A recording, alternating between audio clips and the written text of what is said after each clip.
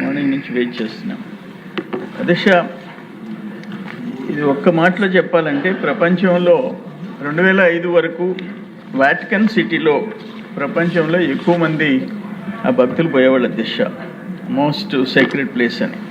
2005 తర్వాత ప్రపంచంలో ఎక్కువ సంఖ్యలో భక్తులు రావటం, Tirumala number 1 in the world అధ్యక్ష. ప్రపంచంలోనే ఎక్కువ భక్తులు వచ్చే ప్లేస్ ఏదంటే తిరుమల. 2005 తర్వాత కంటిన్యూస్గా నంబర్ 1 ఇన్ ద వరల్డ్. అటువంటి తిరుమలని వీళ్ళు ఎంత దుర్మార్గంగా, ఒక్క మాట చెప్తాను అధ్యక్ష, ఇదేంటంటే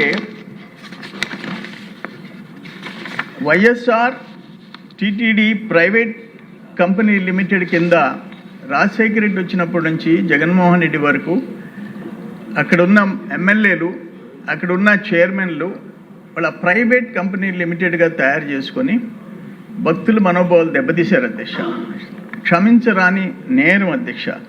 ఫర్ ఎగ్జాంపుల్ నేనేమంటానంటే, అప్పుడే రాజశేఖర రెడ్డి ఉన్నప్పుడే 2004లో టీటీడీ మీద స్పెసిఫైడ్ అథారిటీ అని చెప్పేసి దానికి రెవెన్యూ సెక్రటరీ డిసి రోసేని చైర్మన్గా, అంటే టీటీడీ బోర్డు, ప్రభుత్వం, ఎండోమెంట్ డిపార్ట్మెంట్, ఎండోమెంట్ మినిస్టర్స్, ముఖ్యమంత్రులు ఇంతమంది ఉంటే ఒక స్పెసిఫైడ్ అథారిటీ అని చెప్పేసి రాజశేఖర రెడ్డి తెచ్చాడు.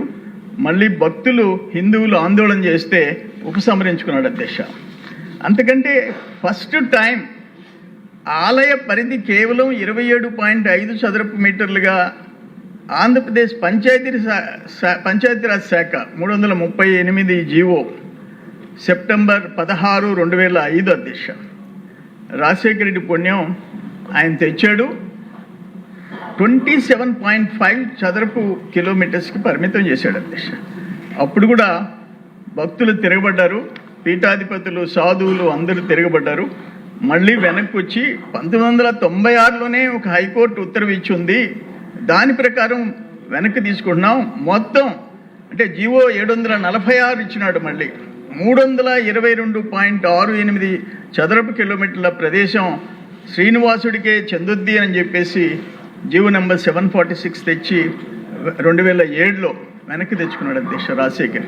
ఆ 1996 హైకోర్టు ఆర్డర్ని చాకుగా పెట్టి మళ్ళీ వెనక్కి తీసుకున్నాము. ఆ మొదటి ఇచ్చిన ఆర్డర్ని 27.5 చదరపు కిలోమీటర్లే పరిమితం అని ఇచ్చిన ఆ జీవోఎంఎస్ నంబర్ 338 రద్దు చేస్తూ కొత్త జీవోని తేవడం జరిగింది అధ్యక్ష. ఇవన్నీ ఇటువంటి దుర్మార్గాలు అక్కడి నుంచే స్టార్ట్ అయిపోయినాయి అధ్యక్ష. ఇక చెప్పాల్సిన అవసరంలే. ముఖ్యమంత్రిగా ఉండి కల్తీ మద్యంతో డబ్బుల కోసం 30,000 మంది దాదాపు ప్రాణాలు పోయినాయి, లక్షల మంది ఆరోగ్యం పోగొట్టుకున్నారు, పేదోళ్ళు బతకలేని పరిస్థితి తెచ్చుకున్నారు. అన్నిటి కారణం ఎవరో తెలుసు మనకి. ఈరోజు ఆ కేసు జరుగుతుంది, దానికి ఎవరు వెనక బ్యాక్ బోన్ ఎవరు, బాస్ ఎవరు, డాన్ ఎవరు అందరికి తెలుసు.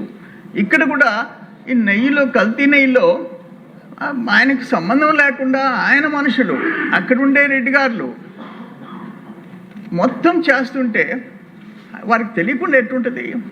నేను ఒక మాట అంటాను. ఇప్పుడు కాళ శ్రీనివాస్ గారు చెప్పారు, మంత్రి గారు ఈరోజు చదివిన రిపోర్ట్లో అస్సలు బ్యాక్ బోన్ సంగతి ఎత్తకుండా అధికారులు, ఇంకో కొంతమంది అధికారులు ఉండారని అన్నారు తప్ప, అంటే టీటీడీ చైర్మన్లు, అక్కడ పెత్తనం చేసిన ఎమ్మెల్యేలు, జగన్మోహన్ రెడ్డికి రైట్ టు లెఫ్ట్ హ్యాండ్లు, వాళ్ళని గురించే మెన్షన్ చేయకుండా. మాకు ఒకటి బాధ ఏంటంటే దిశ, మనం అధికారంలో ఉన్నాం బిట్వీన్ 2014 and 19, అరౌండ్ 18, నేను అనుకుంటాం 2018లో ఆనాడు విజయసాయిరెడ్డి ఘోరంగా చంద్రబాబు నాయుడు గారి ఇంట్లో పెరట్లో పింక్ డైమండ్ ఉంది అని చెప్పేసి మాట్లాడినప్పుడు మేమందరం అనుకున్నది ఏంటంటే, ఒక ఐపీఎస్ ఆఫీసర్ని తెచ్చి బొక్కలో వేసి రా ఇంట్లో ఎక్కడుందో పెరట్లో చూపించని చెప్పి కానీ జైలుకి పంపించుంటే ఒక భయం అనేది ఉండేది అధ్యక్ష.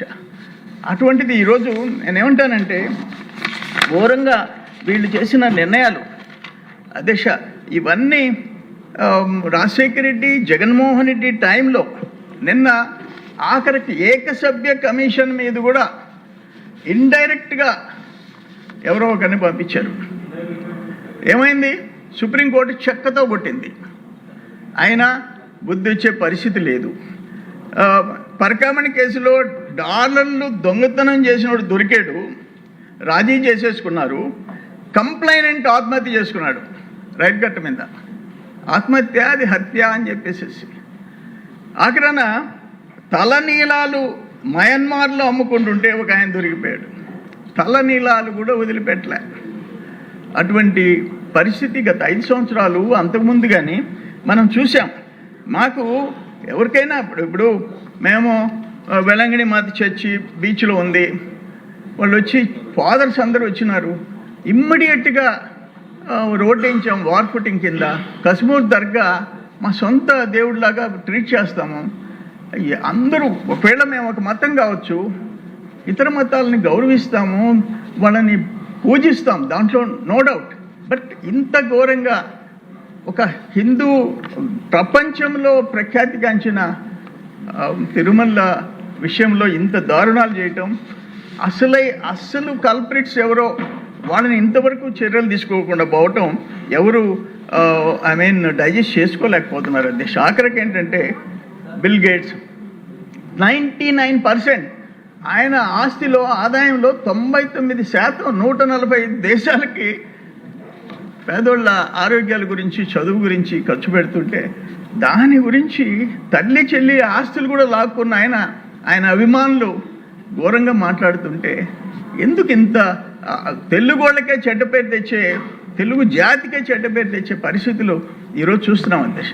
అందుకని ఫైనల్గా ఇప్పుడు అందరూ మాట్లాడినారు, చాలాసేపు మొత్తం మాట్లాడారు, నేను ఎక్కువ టైం తీసుకోవట్లేదు. నేను మా అందరి డిమాండ్ ఏంటంటే, అసలు బ్యాక్గ్రౌండ్లో ఎవరుంటారు, ఆ నాయకులు ఎవరు, ఈ దోపిడీదారులు ఎవరు, వాళ్ళ మీద చర్యలు తీసుకునే విధంగా ఎక్సెప్ట్ కమిషన్ ఉంది.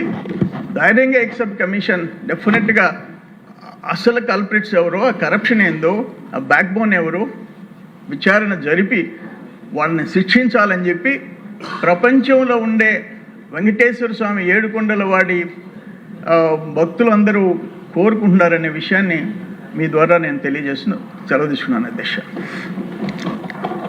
గౌరవ ఉప ముఖ్యమంత్రి వర్యులు పవన్ కళ్యాణ్